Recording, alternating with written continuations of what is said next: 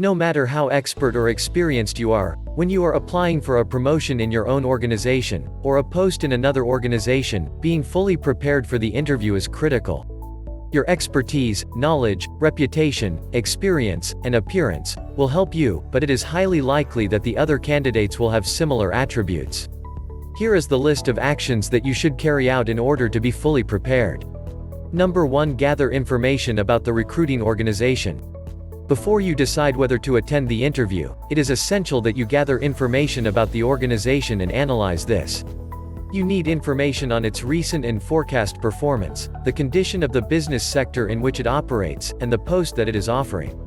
If the organization and sector are healthy, and the post looks secure and has potential, then you can move on to the next stage. If your findings are negative, then it is almost certain that the best decision would be to reject the opportunity. You need to gather information about the condition of yourself, looking at how your personal and career plans are progressing, focusing on how the prospects in your current job match with your personal and career objectives, and then how the new post could help you to achieve those objectives. Number 2. Decide to attend or not to attend the interview. You need to make an objective decision as to whether taking up this new post is the right decision for you, at this time. Armed with the information that you gathered earlier, you can assess the merits of being appointed to the new post, against staying in your current post, perhaps until a more appropriate opportunity arises, and make your decision confidently. Number 3. Gather details of the job itself. You need as much information as you can about the nature of the job, the role, responsibilities, reporting relationships, location of the workplace, working conditions, and conditions of employment such as working hours, holidays, and corporate policies and procedures that apply to the position. Some of this information will be given to you in the information pack sent to you by the interviewing organization or department, but often, sadly, the quality of information sent out is poor. Most professional organizations will have HR departments that will answer your questions on these issues, or pass you on to the appropriate line manager. Number 4. Research the interview format. You need to do some basic but essential research on the practicalities of the interview. Again, some of this information will be sent to you. You should be clear about how to get to the organization and the specific interview location. Don't rely on asking for this information when you arrive, as this adds to the stress of the occasion. Who is on the interview panel, their titles will give you important clues as to their relationships to the post, what format the interview will take. There is nothing worse than arriving expecting a traditional face-to-face interview and finding that it is a day-long series of tests, group activities, and interviews. Number 5. Timing of arrival and your appearance. Make sure that you arrive in good time, allowing time to tidy your physical appearance after your journey, and sufficient time to become calm before the actual interview. Do not make the mistake of thinking that it is only your history, qualifications, skills, and knowledge that will win you the job. Most other candidates will have similar attributes, so you need to make an impression, to look professional, smart, and appropriate for the post. In many cases, there would have been a previous holder of the post that the interviewers may be using, subconsciously, as a benchmark. You can't guess what the interviewers want, or don't want, in terms of physical appearance and personality, but don't for 1 second believe anyone that tells you this doesn't matter. It shouldn't, perhaps, in certain circumstances, but you are being invited into their world, and they will be looking for someone who they will be comfortable with. Yes, in some countries there is legislation that says the job should be offered to the most appropriate person, regardless of appearance, but in real life this isn't what happens. The answer to this dilemma is to research the culture of the organization that you are joining, so that you are aware of how people, in positions similar to the one you are being interviewed for, dress and behave, and you can comment on or ask questions about this during the interview.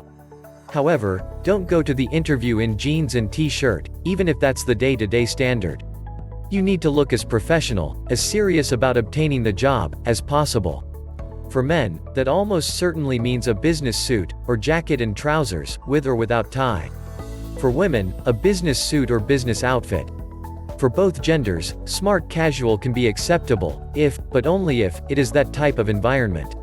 In most situations, for most posts on offer to professionals, specialists, managers, experts, consultants, a business outfit is expected at the interview, even if, after appointment, they would never again expect you to come to work in anything remotely as formal.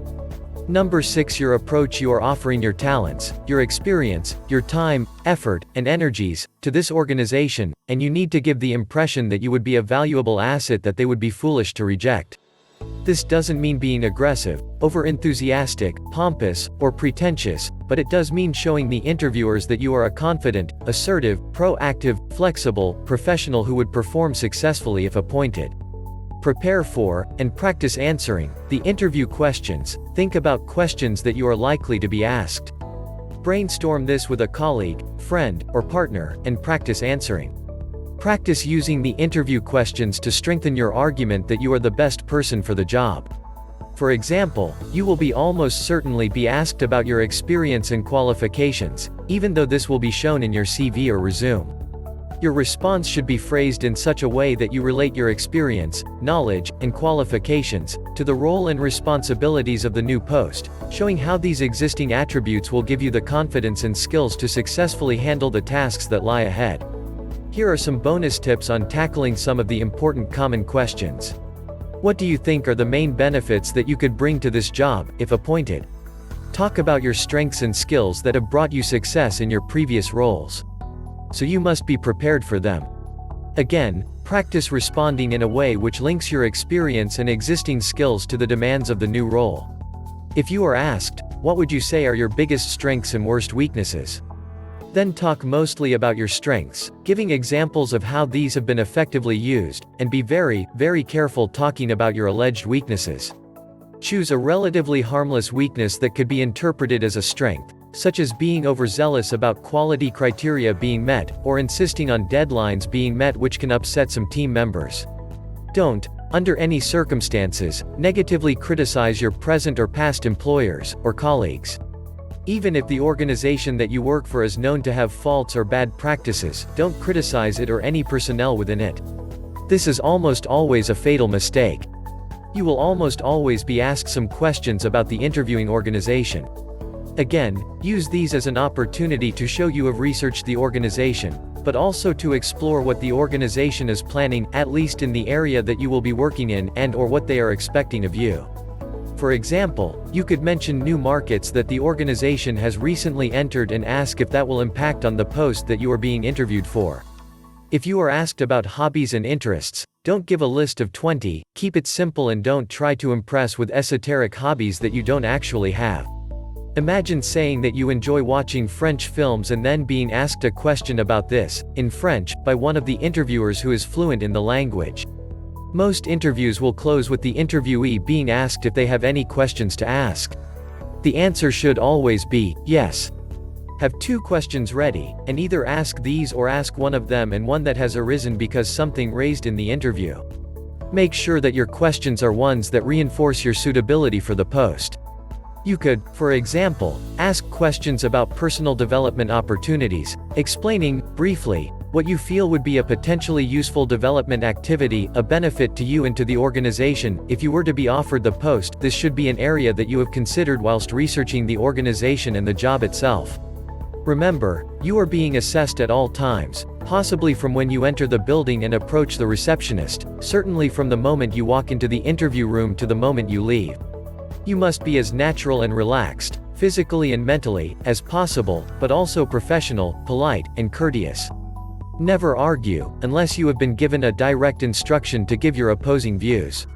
Be alert, show an interest in each interviewer as the questions are asked, and answer directly to that person, but occasionally look at the others during your answer.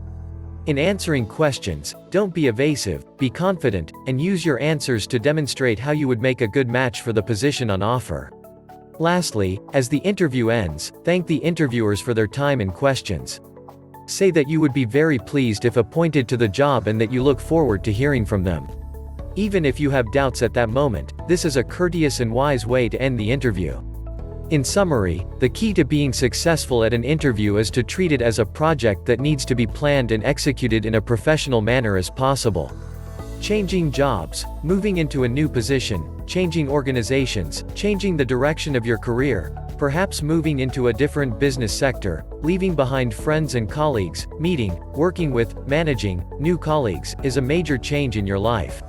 The interview is your doorway into a new world, into the next stage of your personal development. It is a major event, a major opportunity, and must be treated as one. Hope these effective tips will be helpful for you to be successful in any interview and get you the job that you were dreaming about. Thank you for watching. Please like and subscribe to our channel for more helpful videos.